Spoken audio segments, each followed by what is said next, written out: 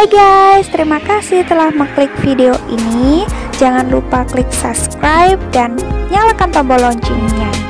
Selamat menonton. Berbeda dengan perempuan yang ketika punya masalah, punya luka memang terbawa ke sisi emosinya, terbawa ke sisi perasaannya. Sehingga tugas pertama, sering saya bilang di caption, tugas pertama atau kewajiban suami bisa ada ya, paling bawah.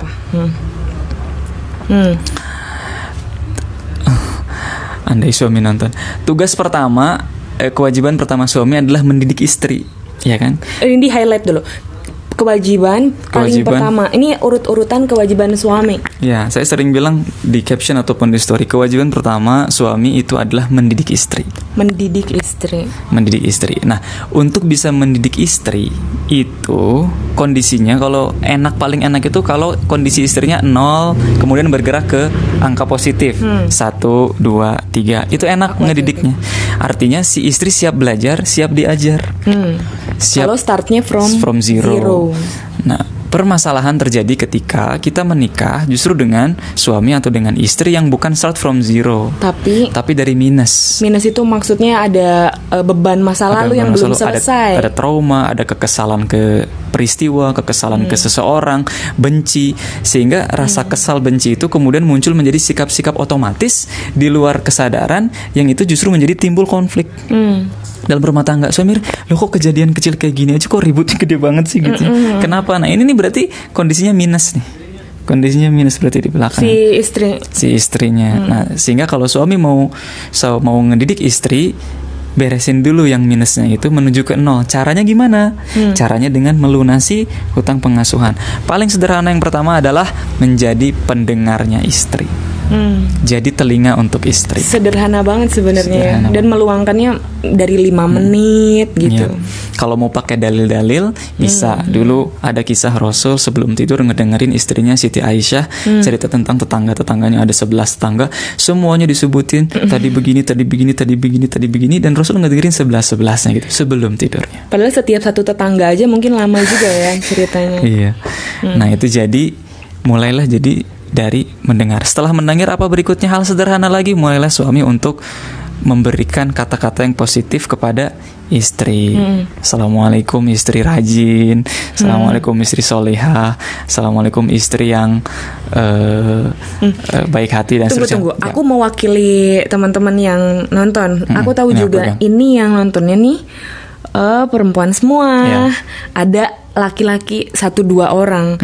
Gini, kondisinya adalah kalau yang nontonnya teman-teman perempuan kayak tadi, terbersitnya justru ini harusnya suami aku nonton nih gitu. Sedangkan fokus ke orang lain adalah fokus yang keliru. Berharap orang lain yang berubah. Kita nggak berubah. Jadi maksudnya aku ngambil posisi ada di sisi teman-teman ya. Saya ada di posisi teman-teman. Mau nanya nih sama Kang Ulum. Teman-teman kalau mau nanya juga boleh. Saya mau nanya gini. Kan itu idealnya suami kayak gitu. Tapi untuk mencapai ideal tuh ada titik tidak ideal dulu dong, atau banyak kondisi nggak ideal di luar sana. Nah, jadi pendengar yang baik, terus bantuin istri, handle anak, apalagi tadi tuh berikan kata-kata positif ke istri, label positif ke istri. Assalamualaikum istri solihah, istri cantik, istri rajin kayak gitu dengan sumringah. Itu kan idealnya ya. Tapi banyak yang gak ideal di luar sana. Gini Mbak, aku mau tanya, apakah apa yang bisa dilakukan istri gitu kalau ternyata suaminya justru dia juga punya luka. Jadinya dia gak terbiasa memuji karena gak pernah dipuji. Ini kan laki-laki juga berpotensi punya luka dong, gak cuma perempuan kan? Bener gak? Ya kan? Tuh. Jadi apa yang bisa dilakukan? Iya, apa yang bisa dilakukan? Kalau berharap terus makan hati. Kalau mudah-mudahan suamiku ngerti, dengar, belajar gitu. Tapi gitu, gimana? Iya. Gimana coba? Dua-duanya harus beli dulu kan? Berarti. Dua-duanya apa? Dua-duanya. Bapak nggak ada jawabannya. Ada. Kalau yang aku tahu berarti dua-duanya harus ke 0. Iya. Tapi gimana gitu loh. Gini makanya kita tadi obrolan pertama benar katanya. Makanya tadi obrolan pertama state-nya adalah saya lagi bicara sama laki-laki. Itu dulu ya. Kalau yang ini adalah yang ngedengerin adalah laki-laki. Saya bilang istri Anda ini mungkin bukan dari 0 tapi dari minus. Maka sembuhkanlah ya dengan cara apa? Pertama jadi pendengar dulu. Yang kedua adalah berikan label-label yang positif gitu ya. Nah, sekarang gimana kalau sebaliknya? Saya ini perempuan. Berharap ada perubahan dari suami. Tapi gimana ya, apa yang harus dilakukan? Lah, tanya oleh ke bu apa yang dilakukan oleh bu. Ayo gimana? Gini, bagi saya jadi gemes sendiri kan. Nah ya benar, gimana nih suaminya nggak biasa mendengar, nggak biasa muji-muji. Ya begini ya. Prinsipnya yang paling kenal siapa suami adalah istri. Tolong ya garis bawahi. Siapa yang paling mengenal suami si A? Ya istrinya yang paling kenal. Siapa yang paling kenal saya? Ya istri saya. Siapa yang paling kenal suami Bapak X misalnya? Istrinya gitu. Nah, karena yang paling kenal suami adalah istrinya, maka yang paling tahu bagaimana memberikan informasi, share knowledge, caranya, waktunya, timing, yang paling tahu adalah istrinya. Kalau hari ini sudah menikah 2 tahun, 5 tahun, tapi belum tahu juga bagaimana caranya untuk bisa share sesuatu yang manfaat nih untuk rumah tangga kita nih, gimana caranya? Berarti fasenya mundur lagi, yaitu kenalan lagi, ta'aruf lagi, Bu. Bukan sadar, bukan. Kenalan lagi. Satunya itu dulu. Kenalan lagi. Kenalin dulu, amati dulu, observasi dulu. Gini, kita ini tenang, hidup di alam dunia, biar sama-sama belajar ya. Bentar, aduh, pegel. Cari posisi atau sini. Ya. Ini kita all out gini pakai tangan sebentar ya, nyari dulu posisi. Kemana ya? Taruh aja lah. Buat bapak aja. Nah, saya sudah bangun nih kayaknya. Gimana, disambung apa gimana? Enggak dong. Jawab dulu. Ntar ya bubunya ke belakang dulu. Ini berarti begini aja deh state-nya. Kalau belum menikah berarti ternyata memilih pasangan atau memilih jodoh itu tidak bisa sembarangan ya. Karena nanti pakai tripod atuh. Belum punya, ini evaluasi harus pakai tripod. Karena nanti setelah menikah itu kan kita nggak yang, maaf ya, kita kan nanti nggak yang cuman 1 bulan atau 2 bulan nikah kan gitu. Kita pengen kan sehidup sesurga gitu ya, selama-lamanya. Maka boleh dong memilih yang terbaik gitu. Nah, zaman sekarang sih menurut saya laki-laki kriteria utamanya bukan soal berapa materi yang dia punya sih, tapi bagi saya sekarang yang dibutuhkan oleh perempuan itu adalah seberapa mau dia untuk menjadi pendengar, menghargai keberadaan istrinya, sama-sama belajar, terutama itu ya, belajar. Nah, balik lagi ke bagaimana apa yang bisa dilakukan oleh istri untuk bisa sharing sesuatu, atau ekstrimnya gini, apa yang bisa dilakukan oleh istri untuk bisa mengubah suami lah, ekstrimnya gitu ya. Pertama, kenalan dulu. Betul, ini harus kenal. Kenalnya dalam rangka apa? Kenal dalam rangka untuk tahu celah apa yang bisa dibicarakan, apa yang bisa diobrolkan agar suami mulai berubah. Ada suami yang nggak suka langsung. Misalkan saya suka ada nih di komen ke Instagram, istri nge-mention suaminya, "Pah, baca deh postingan ini," atau "Ayah, follow deh akun ini, bagus." Nah, kadang ada laki-laki yang suka secara frontal begitu, diarahkan, "Nih belajar ini, nih follow ini." Ada yang suka, tapi banyak juga yang nggak suka secara frontal begitu. Ada yang nggak suka, ada yang sukanya dengan dibahagiain dulu, disenengin dulu, habis itu baru pelan-pelan. Ada yang diberitahunya dalam duaan aja, nggak ada orang tua, bahkan nggak ada anak, dalam kondisi sepi, obrolan baik-baik. Ada yang habis baca buku kesukaannya misalkan, atau habis mungkin senang mancing, habis beres mancing misalkan, atau nggak tahu lah. Jadi beda-beda. Nah, ini tergantung pembacaan istri kepada suaminya, tergantung. Nah, kalau saya nggak tahu suami saya sukanya digimanain, misalkan ya, saya nggak tahu suami saya ini sukanya obrolannya apakah secara langsung frontal atau nggak langsung. Nah, sederhananya gimana dong kalau nggak tahu, kan gitu ya? Saya nggak tahu. Bagi saya sederhananya tanya aja langsung, ayah, atau misalkan manggilnya apa, bapak atau AA gitu ya, mas, tanya aja langsung, mas, kalau saya mau ngasih tahu sesuatu ke mas pengennya gimana cara sayanya gitu. Apakah sambil senyum? Apakah serius? Apakah dalam kondisi ramai atau dalam kondisi sepi gitu. Ingat pertanyaannya tadi, kalau saya mau sharing sesuatu ke mas dan masnya merasa tidak direndahkan, merasa tidak digurui, merasa justru bahagia kalau saya sharing sesuatu, itu kondisinya kayak gimana? Istri saya, Bubu, nanya, Mbak, kalau Bubu mau sharing ilmu, knowledge, sesuatu, ilmu parenting, ilmu keluarga ke Baba sukanya kayak gimana kondisinya? Saya bilang, Baba suka kalau lagi sepi, kalau cuman berdua, dan intonasi yang datar, sejajar atau merendah gitu. Nah, ini juga ada beberapa suami yang nggak suka dengan intonasi tinggi, intonasi menggurui, gini loh kayaknya. Apalagi kalau misalkan pilihan-pilihan kata yang membanding-bandingkan. Wah, si itu mah gitu, tuh itu mah mau ngasuh, ini mah udah. Ada suami yang nggak suka dibanding-bandingkan. Banyak sih ya. Jangankan suami lah, yang belum nikah juga kalau dibanding-bandingin kan nggak suka juga, banyak yang nggak suka.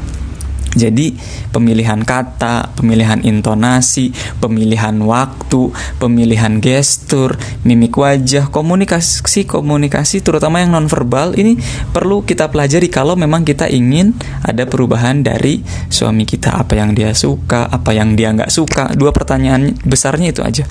Apa yang dia suka, apa yang dia nggak suka, kemudian mulailah masuk kepada hal yang dia suka dan hindari apa yang dia tidak suka.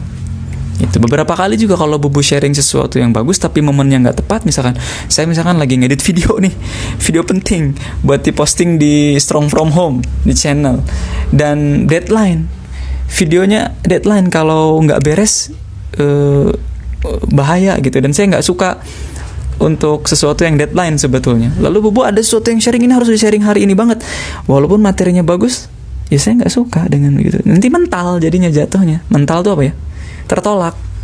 Jadi timing, waktu, kuncinya tadi balik lagi ke awal. Seberapa dalam kita sebagai istri, Anda maksudnya ya, seberapa dalam Anda sebagai istri mengenali suami Anda, itu nanti yang akan menjadi kunci bagaimana agar Anda bisa sharing, entah itu hasil seminar, hasil nonton YouTube, hasil diskusi, hasil baca buku tentang keluarga dan rumah tangga kepada suami. Itu, Bu. Ada pertanyaan? Ya, ada nih banyak. Memang ini dari @tri_ziyadati. Memang setidaknya harus ada salah satu yang sadar ya, Kang, kalau enggak suami ya istri, agar tahu di mana posisinya sekarang ini, di titik nol atau minus tadi, terus berproses ke yang lebih baik. Betul. Iya. Idealnya ya minimal salah satu. Kalau dua-duanya alhamdulillah. Aku sharing. Iya, aku mau sharingnya by case pribadi. Jadi kayak biar lebih dalam aja. Gini teman-teman, saya terbuka aja ya. Kalaupun di sini yang ada orang tua saya nonton, karena orang tua saya main Instagram, mama dan papa kali-kali nonton, nggak tahu nih, nggak kedeteksi. Saya sudah beres dengan orang tua saya. Jadi kalaupun di share, it's okay, mereka udah tahu, gitu ya. Jadi don't judge me, karena ini udah selesai dalam urusan keluarga saya. Untuk hikmah aja, pelajaran. Teman-teman, saya sama Baba juga nggak memulai dari nol. Dalam artian bukan rumah tangganya, tapi kondisi state jiwa sehat saya tuh nggak mulai dari nol. Baba ini termasuk yang cukup tough lah ya. Maksudnya laki-laki yang kayaknya kalau dari luka pengasuhan nggak ada gitu ya. Kalau saya itu luka pengasuhannya sangat besar. Kedua orang tua saya ini nggak bermasalah dalam artian maksudnya masih bersatu, tapi saya akui memang ada dinamika tertentu yang membuat saya terluka gitu di masa kecil. Dan itu belum selesai, maksudnya luka pengasuhannya belum selesai. Saya udah terapi, udah menjalani serangkaian proses healing, dan sudah sempat sih membereskan sebagian besar sebelum nikah. Jadi memang bukan nggak minus banget, tapi cukup minus. Jadi gini. Si luka pengasuhan yang porsinya besar tuh udah beres di saat saya masih kuliah, karena memang ngerasa ada yang error. Teman-teman juga pernah ada yang nanya, gimana mendeteksi punya luka pengasuhan atau enggak? Gini aja teman-teman, ketika kita punya respon yang error terhadap sesuatu yang sebenarnya nggak terlalu gimana gitu, itu perlu dicurigai mungkin ada luka pengasuhan. Error tuh gini, kalau ada masalah sedikit tapi respon kita lebay banget gitu, parah banget, ini responnya error. Ada masalah sama temen tapi abis itu langsung overthinking. Terus kalau keselnya parah banget, marahnya parah banget. Ini patut dicurigai, itu error kan? Ini patut dicurigai ada luka pengasuhan. Kenapa? Kok dikit-dikit luka pengasuhan, kenapa nggak ke yang lain? Gini teman-teman, ini sebenarnya logis. Ketika kita lahir di muka bumi ini, Allah titipkan kita kedua manusia pertama yang kita lihat itu ayah dan ibu. Kemudian dibesarkan, dititipkan oleh Allah juga ke dua manusia pertama, ayah dan ibu. Maka potensi terbesar untuk manusia dapat support support terbaik ataupun mungkin ada luka, itu kemungkinan terbesarnya dari dua orang tersebut, ayah dan ibu. Ya. Gitu. Ini bukan dalam state menyalahkan ya, ini lagi ngegali. Jadi biasanya sebabnya apa sih, kan kita perlu tahu akarnya. Jadi kalau ada kondisi-kondisi respon kita error, patut dicurigai ada luka pengasuhan. Misal ini terjadi sama orang-orang yang biasanya intensnya setelah menikah sih, anak bikin sesuatu yang ngegemesin, kemudian kita jadi seneng nyubit, marahnya parah, terus ngomong kata kasar, padahal kita secara sadar itu tahu itu nggak boleh, itu nggak patut, itu nggak elok, tapi kok kita lakuin terus habis itu kita nyesel. Itu patut dicurigai, oh ini ada luka pengasuhan, kayak gitu. Pokoknya respon-respon error itu patut dicurigai aja, respon error ya, yang nggak semestinya. Kalau ada yang salah terus kita marah biasa aja ya wajar, tapi kalau marah yang parah banget, bahkan kayak stres gitu, itu patut dicurigai. Nah, saya tuh dulu membawa luka itu, tapi saya mendeteksi dini, oh iya ya, saya kayaknya ada respon yang error. Dan akhirnya saya melaksanakan serangkaian terapi, banyak sebenarnya, nggak 1-2, cukup panjang waktunya. Saya pernah depresi berat juga, 7 bulan lamanya saya depresi, takut mengawali hari baru, bingung mau ngapain. Bahkan kondisinya saat saya udah tahu hidup ini untuk apa, saya ini hamba Allah, saya ini harus ibadah, tapi itu kayak, iya saya tahu tentang itu, tapi kok saya ngerasa ada yang nggak beres tetap gitu. Nah, ternyata yang diberesin itu memang harus dua sisi. Kita tahu mau ngapain hidup, dan kita beres sama masa lalu kita. Nggak bisa cuma salah satu. Beres sama masa lalu, nggak tahu mau ngapain, salah. Tahu mau ngapain, nggak beres sama masa lalu, salah. Harus dua-duanya. Kayak hijrah, meninggalkan sesuatu, menuju sesuatu, nggak boleh salah satu. Nah, akhirnya teman-teman, saya terapi, saya sembuh sebagian besar. Di terapi itu ketahuan kalau saya punya luka sama dua-duanya, sama mama sama papa. Sama papa itu nggak kedeteksi ya, cuman taunya ada rasa kurang sreg aja. Tapi pas ada satu metode, saya pakai ngejalin metode hipnosis salah satunya. Terus saya ternyata di hipnosis itu dibawa ke alam bawah sadar, ngakses ingatan-ingatan masa kecil yang itu berupa teriakan-teriakan, kekerasan fisik. Ini case-nya papa saya udah nggak gitu ya, ini masa lalu. Terus jelas banget, ada suaranya saya jelas, kondisi rumah saat itu jelas, dan itu kondisinya saya usianya 4 tahun loh. Itu keakses waktu saya hipnosis. Dan teman-teman, setelah itu yang keluar dari mulut saya ketika dihipno dalam kondisi akses bawah sadar adalah saya teriak, dan itu direkam pakai video gitu, saya nonton ulang. Saya teriaknya, aku benci papa, tapi aku kangen sama papa. Sedih gak sih? Aku benci sama papa, tapi aku kangen sama papa. Dan itu terus digali. Kalau sama mama lukanya ada yang lain lagi, karena beliau suka curhat, tapi curhatnya negatif dan tumpahnya ke saya karena saya anak pertama. Jadi kesel tapi nggak bisa bilang. Akhirnya saya cuman jadi pendengar mama, tapi saya jadi kayak tempat sampah kayak gitu. Dan itu terjadi bertahun-tahun. Tapi saya di healing, dan ketika udah sadar saya mau sembuh, saya healing.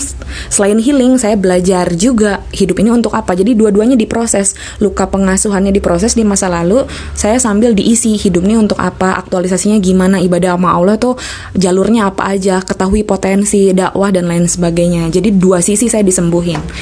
Udah lumayan beres sebagian besar, alhamdulillah Allah kasih ketemu Kang Ulum. Terus nikahlah kita.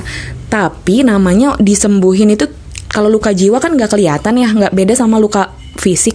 Oh kalau luka fisik, oh lukanya segini, masih belum sembuh nih, kelihatan gitu. Atau udah sembuh nih, kelihatan. Nah luka jiwa nih kan kita cuma ngira-ngira ya, kayaknya udah sembuh nih, ya kayaknya belum sembuh nih, kayak gitu. Cuman semuanya kayaknya. Nah saya ngerasanya saya udah feel good. Bahkan udah banyak serangkaian prestasi dari setelah depresi 7 bulan itu, kayak udah bagus banget aja, udah stabil emosi saya tuh. Jangan lupa di like, komen, dan share ke semua sosial media kalian. Terima kasih telah menonton dan nantikan video-video selanjutnya.